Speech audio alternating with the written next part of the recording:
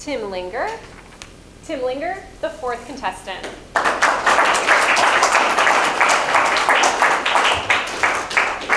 Good morning, guests and Toastmasters. Good morning. Good morning, David Hanley. Let's talk about the overall overall speech. It wasn't polished, but there was so many fantastic parts.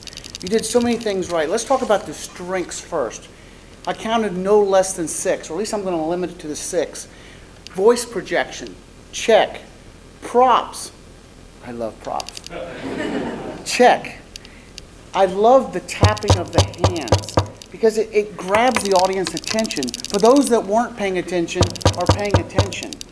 I love the hand gestures, the phone calls that you made, the hand chops. I believe that having some kind of a visual as opposed to just standing up here really helps the, let's use the word polish again, helps to polish the speech. I believe that if you give that speech again, I believe in my heart it'll be stronger and better. But let's continue on with the good parts. You start off with a timeline, 2012. You talk about the 3 things, right? Parts of a great speech is talking about 3 things. Not 4 or 5, but 3. Friends, impact, and taking risk. And you threw that back into your speech throughout, which is extremely important. A call to action.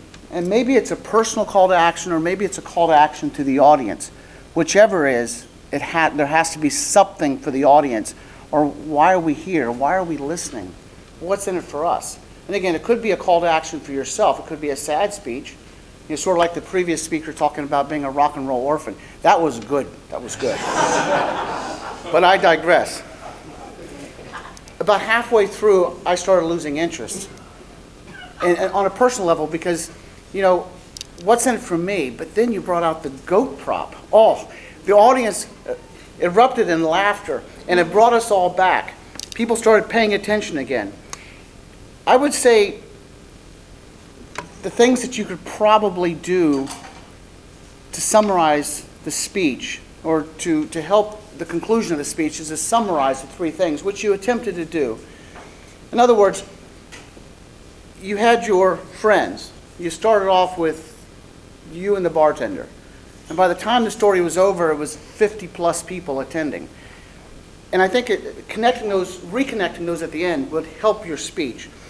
And then you talked about the impact. And you could have given us an example on that. And then the third was taking risk. You know, without taking risk, there's no success. And I think that some messages like that. Perhaps a stronger close. What we could do to improve our 3 tasks. And I have a very strong close, but I can't remember it. So therefore, I won't give it. Thank you, Toastmasters.